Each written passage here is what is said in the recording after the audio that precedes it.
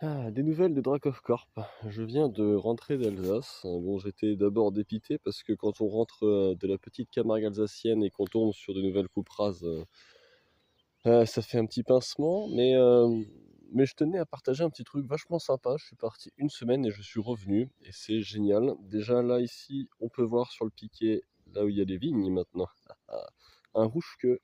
Donc ça, c'est une femelle, il me semble, rouge-queue noir.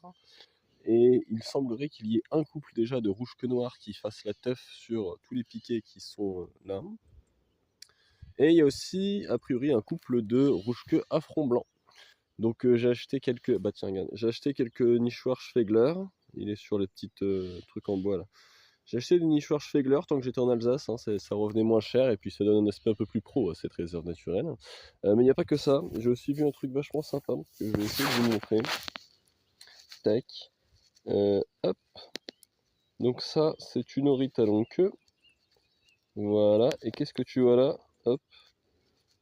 Une oryx à longue queue avec des poils de husky sibérien. Et oui, je connais un husky sibérien très gentil qui m'a donné des poils pour faire un petit truc sympa que je vous montrerai après, qui permet de distribuer des poils et différentes choses pour que les os puissent faire leur nid. Donc s'il y a une oryx à longue queue avec une touffe de poils de husky dans le bec, c'est très probablement parce qu'elle fait un nid. Donc là j'étais en train de les suivre, elles sont là-haut. Attends, tac, j'essaie de te faire un zoom mais au téléphone c'est pas fameux.